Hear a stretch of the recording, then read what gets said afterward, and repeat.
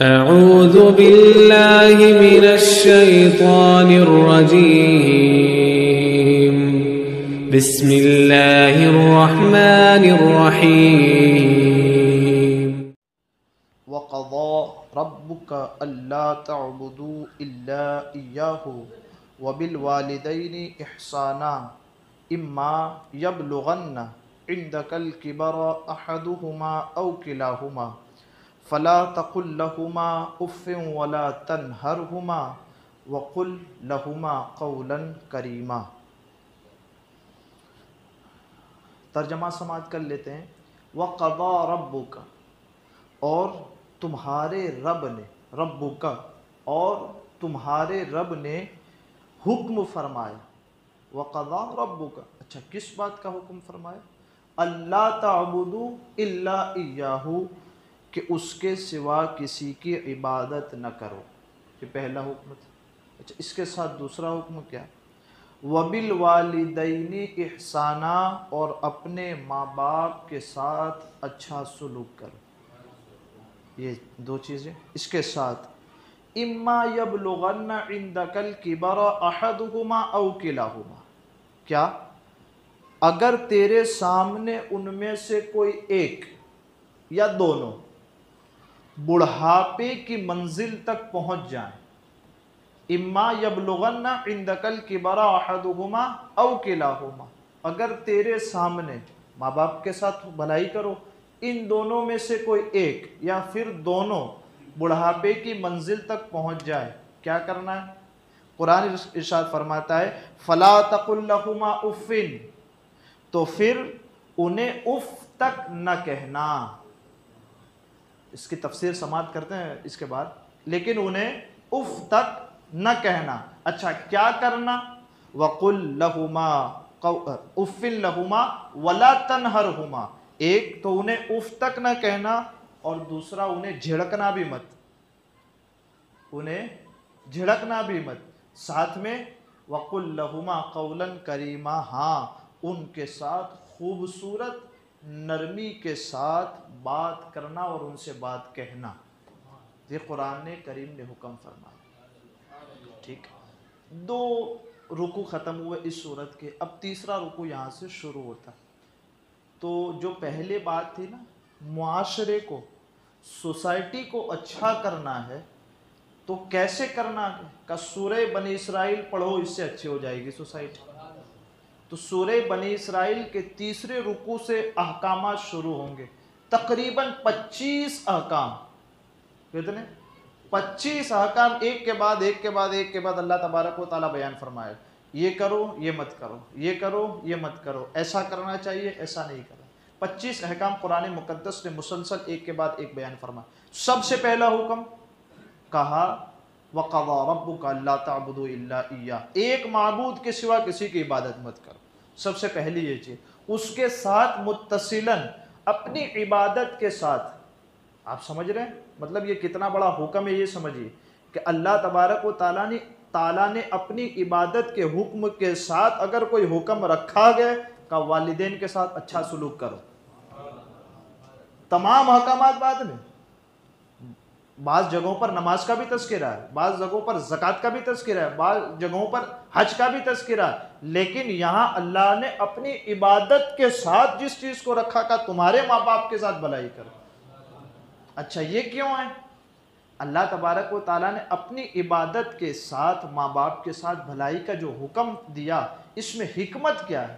کہا کہ اللہ تبارک و تعالیٰ حقیقت میں ہمیں پیدا کرتا ہے۔ حقیقت میں ہمیں کون پیدا کرتا ہے؟ آپ کو، ہم سب کو آپ کہیں گے اللہ تبارک و تعالیٰ پیدا کرتا ہے، ٹھیک ہے، لیکن اس کا ظہور کہاں سے ہوتا ہے؟ والدین کے ذریعے سے ہوتا ہے۔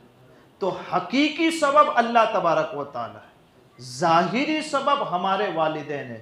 تو جہاں اللہ تبارک و تعالیٰ نے حقیقی سبب کا میری عبادت کرو، اسی کے ساتھ جو ظاہری سبب ہے پیدائش کا کہ اپنے ماں باپ کے ساتھ بھی بھلائی کرو، ایک اپنے رب کی تعظیم کرو، اپنے رب کی تعظیم کرو، ٹھیک اسی کے ساتھ اپنے ماں باپ کی بھی تعظیم کرو۔ سمجھ رہے ہیں؟ جس طرح رب تبارک و تعالیٰ نے حقیقت میں ہمیں وجود دے کر ہم پر احسان فرمایا، ایسے ہی ماں باپ کے ذریعے ہم پیدا ہوئے اور انہوں نے ہماری تربیت کرا کر ہمیں جوانی کی دہلیز تک پہنچایا، تو ماں باپ نے بھی انگنت احسان ہم پر کیے، تو ان ماں باپ کی بھی تعظیم کرو۔ سمجھ رہے ہیں؟ اللہ تبارک و تعالیٰ کی بھی تعظیم کرو، اس لیے کہ پیدا فرمایا اور ہزاروں نعمتیں عطا فرمائی، ساتھ ساتھ اپنے ماں باپ کی بھی تعظیم اور عزت کرو، اس لیے کہ انہوں نے پیدائش کے بعد جوانی کی دہلیز تک پہنچاتے ہزاروں نعمتیں، ہزاروں انعامات انہوں نے ہم پر کیے، اس لیے ماں باپ کی بھی تعظیم کرو۔ ایک صحابی ہیں، حضرت ابو ہریرہ رضی اللہ تعالیٰ عنہ سے روایت ہے، حضور علیہ الصلوۃ والسلام کی بارگاہ میں آ کر عرض کرتے ہیں کہ آقا کریم صلی اللہ تعالیٰ علیہ وسلم سب سے زیادہ حسن صحبت کا مستحق کون ہے؟ سب سے زیادہ بھلائی اور احسان کا مستحق کون ہے؟ معاشرہ اچھا کرنا ہے نا، تو معاشرے میں سب سے پہلے کسی کے گھر کو اچھا کریں گے؟ نہیں، سب سے پہلے اپنے گھر کو اچھا کریں۔ حضور علیہ السلام کی بارگاہ میں جب یہ سوال ہوا کہ بھلائی کس کے ساتھ سب سے زیادہ کریں، آج دیکھیں نا، ہم اپنا سارا پیسہ اپنے دوستوں کے لیے تو کھول کر کے رکھتے ہیں، بھئی تو میرا دوست ہے، مجھے پوچھنے کی بھی ضرورت نہیں، تو جب چاہے میرا موبائل بھی لے سکتا ہے، تو جب چاہے میرا پاکٹ بھی لے سکتا ہے، لیکن ماں باپ کے لیے، ماں باپ نے لے لی، آپ نے کیوں لیا میرا فون؟ میرا فون آ رہا ہوگا، میرے دوست سے بات کرنی ہے مجھے، آپ نے کیوں لے لیا فون؟ آپ نے یہ پیسہ یہاں خرچہ کر دیا۔ سمجھ رہے ہیں نا؟ یہ چیز ہے احسان، بھلائی کس کے ساتھ سب سے زیادہ کرنی۔ حضور علیہ السلام سے جب یہ بات پوچھی گئی نا، حضور صلی اللہ تعالیٰ علیہ وسلم ارشاد فرماتے ہیں تمہاری ماں سے، تمہاری والدہ سے۔ اس کے بعد پھر وہ بندے نے سوال کیا، آقا کریم صلی اللہ تعالیٰ علیہ وسلم اس کے بعد کس کے ساتھ بھلائی کرے؟ کہا پھر تیری ماں سے، اپنی والدہ سے۔ تیسری مرتبہ پھر اس نے سوال کیا، آقا اب کس کے ساتھ میں بھلائی کروں؟ پھر تیری والدہ سے۔ کہا پھر کیا کرے؟ کہا اب تیرے باپ سے۔ آپ سمجھ رہے ہیں کتنا بڑا درجہ دیا ہے؟ آج یہ لوگ باتیں کرتے ہیں عورت کے حقوق کی، آج یہ لوگ بات کرتے ہیں عورت کو عزت دینے کی، اسلام نے تو آتے ہی پہلے ہی دن عورت کو اتنی بڑی عزت عطا فرمائی۔ ماں باپ کے احکام کے بارے میں، تعظیم اور عزت کے بارے میں تو یہاں تک لکھا فقہا نے کہ اگر نفلی نماز پڑھ رہا ہو، کیا نفلی نماز پڑھ رہا ہو اور سنت غیر موقدہ پڑھ رہا ہو، اس صورت میں اگر اس کی ماں اسے آواز دے دے تو اسے اسی وقت نماز توڑ کر کے اپنی ماں کے حکم پر عمل کے لیے جانا پڑے گا۔ باپ آواز دے تو نہیں، نفل نماز پڑھ رہا ہو، سنت غیر موقدہ پڑھ رہا ہو، لیکن والد اگر آواز دے تو اس کے لیے وہ حکم نہیں ہے کہ نماز پوری کرے اور پھر جائے، لیکن ماں اور ہماری والدہ نے اگر آواز دے دی ہے، کہا یہ نماز بعد میں نفلی نماز ہے، اس کا وہ ثواب نہیں جو ماں کی حکم کی تعمیل میں، ماں کی خدمت گزاری میں یہ چیز ہے۔ تو یہ ہمیں اور آپ کو سمجھنا چاہیے، ہمارے معاشرے کو بہترین کرنا کا شروعات ہمارے والدین سے ہو، بیٹوں سے بعد میں ہو، بھائیوں سے بعد میں ہو، سب سے پہلے اپنے والدین سے شروعات ہو۔ صحابہ کرام رضوان اللہ تعالیٰ علیہم اجمعین کے سامنے جب حضور علیہ الصلوۃ والسلام نے یہ بات فرمائی کہ حضرت ابو ہریرہ رضی اللہ تعالیٰ عنہ سے روایت ہے کہ رسول اکرم صلی اللہ تعالیٰ علیہ وسلم نے ارشاد فرمایا کہ کچھ لوگ، یہ بات کبیرہ گناہوں میں سے ہے کہ آدمی اپنے والدین کو گالی دے۔ مطلب بہت شارٹ 10 منٹ میں آپ کے سامنے پیش کرنی ہے، اس کی تفسیر تو کیسے ہوگی؟ اسی طرح ہوگی کہ بہت سارے کچھ احکام جو بہت زیادہ ضروری ہیں وہ آپ کے سامنے پیش کر دیں۔ ایک فضیلت بتائی تو ایک ساتھ جو کرنے کا عمل ہے وہ یہ ہے کہ خدمت گزاری ہو، اس درجہ خدمت گزاری ہو کہ نفل نماز ہو تو کا بعد میں پہلے ماں باپ کا حکم ہو، ٹھیک ہے؟ اسی کے ساتھ جو گالی دیتے ہیں، اس کے برخلاف عمل کرتے ہیں، حسن سلوک نہیں کرتے، ان کے بارے میں حضرت عبداللہ بن عمرو رضی اللہ تعالیٰ عنہ سے روایت ہے کہ رسول اکرم صلی اللہ تعالیٰ علیہ وسلم نے ارشاد فرمایا، یہ بات کبیرہ گناہوں میں سے، کبیرہ گناہ، شراب پینا کبیرہ گناہ ہے، چوری کرنا کبیرہ گناہ ہے، زنا کرنا کبیرہ گناہ ہے، یہ کبیرہ بڑے بڑے گناہ کا، یہ بات کبیرہ گناہوں میں سے ہے کہ آدمی اپنے ماں باپ کو، والدین کو گالی دے۔ اچھا، صحابہ کرام رضوان اللہ تعالیٰ علیہ نے عرض کی، آقا کریم صلی اللہ تعالیٰ علیہ وسلم کیا ایسا ہو بھی سکتا ہے کہ کوئی شخص اپنے ماں باپ کو گالی دے؟ حضور اکرم صلی اللہ تعالیٰ علیہ وسلم نے ارشاد فرمایا، ہاں، اس کی صورت یہ ہے کہ یہ دوسرے کے ماں باپ کو گالی دیتا ہے، وہ اس کے ماں باپ کو گالی دیتا ہے۔ سمجھ رہے ہیں نا؟ یہی تو چیز ہوتی ہے۔ ہمارے ماں باپ کے ساتھ ہم بھلائی کا سلوک کرتے ہیں، لیکن کسی کے ماں باپ کو گالی دے دیتے ہیں۔ کہ ہم نے کسی کے ماں باپ کو گالی دی تو کسی نے ہمارے ماں باپ کو گالی دے دی، تو پھر فائدہ کیا ہوا ہمارے حسن سلوک کا؟ کہا جیسے تو کسی کا بیٹا اور تیرے کوئی ماں باپ ہے، تیرا جس سے جھگڑا ہے وہ بھی کسی کا بیٹا اور اس کے بھی کوئی ماں باپ ہے، تو اگر ہم اور آپ اپنی سوسائٹی کو اچھا کرنا چاہتے ہیں تو خود بھی گالی دینے سے پرہیز کریں، کسی کو بھی گالی دینے سے پرہیز کریں، تاکہ کل کو تمہیں بھی کوئی گالی نہ دے اور ہمارے ماں باپ کو بھی کوئی گالی نہ دے۔ تو اس طرح ہمارا معاشرہ اور ہماری سوسائٹی اچھی ہو سکتی۔ اور اس کے بعد اما یبلغن عندک الکبر احدہما او کلاہما، خاص یہاں ذکر بڑھاپے کا ہوا۔ کیا تو موجود ہو اور تو دو میں سے کسی ایک کو یا دونوں کو بڑھاپے کی منزل پر پالے تو کہا ان کے ساتھ بھلائی کا سلوک کر۔ ماں باپ کو جوانی کے اندر بھلائی کی ضرورت نہیں ہوتی۔ کون سے ماں باپ دیکھیں جو جوانی کے اندر بیٹوں کی دولت پر کھا پی کے سوتے ہیں؟ کوئی نہیں ہوتا۔ بڑھاپے میں ہی ضرورت پڑتی ہے ماں باپ کو، بڑھاپے میں۔ اور حقیقت کے اندر آپ دیکھیں جو یورپ، جن کو آپ اور ہم کہتے ہیں کہ یہ بڑے ترقی یافتہ ہے نا، ڈیولپڈ ایریا ہے نا، باقاعدہ طور پر ان کے پاس ماں باپ کے ساتھ بھلائی کا کوئی قانون نہیں ہے۔ ان کے پاس اولڈ ہاؤس کے اندر چھوڑاتے ہیں، پوری دنیا کو حقوق سکھاتے ہیں، ایسا کرو ایسا کرو ایسا کرو۔ انہی کے پاس خود ہی ماں باپ کے حق کو ادا کرنے کا کوئی قانون نہیں ہے ان کے پاس، اور اسلام کو پوری دنیا میں بدنام کرتے ہیں۔ اسلام نے تو ایک ہی لٹی میں بیان فرما دیا کہ اپنے ماں باپ کے ساتھ بھلائی کر۔ کہا کیسی؟ کہا جیسے بچپن میں اپنے باپ کے بہت سارے کاموں کو تو بگاڑ دیتا تھا۔ کرتے نہیں ہیں بچے؟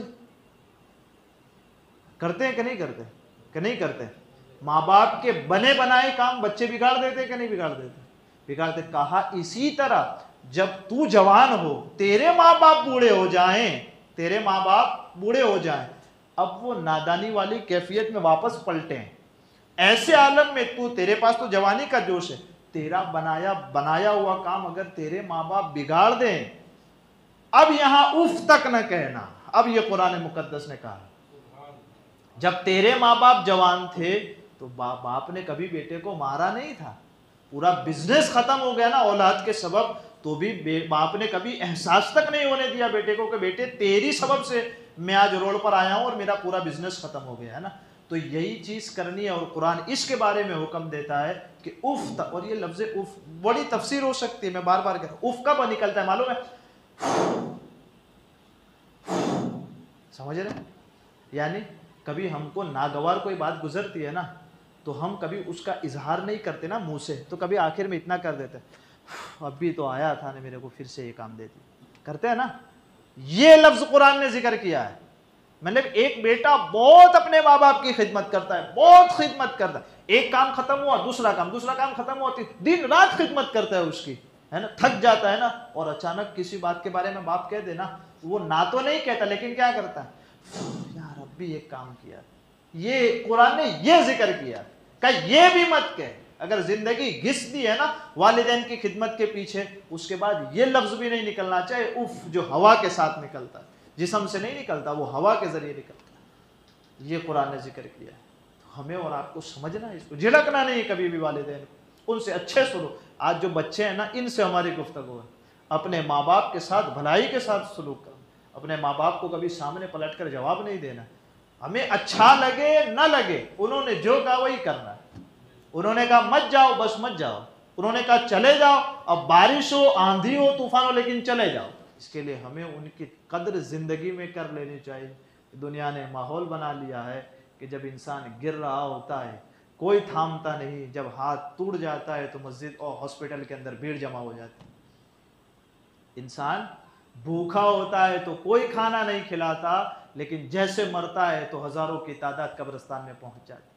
اس اصول کو بدلیں، جب وہ گر رہا ہو تو اس کو تھامیں، جب اس کو ضرورت ہو تو اس وقت اس کی ضرورت پوری کریں، جب وہ زندہ ہو ان کی عزت کریں اور ان کی تعظیم کریں۔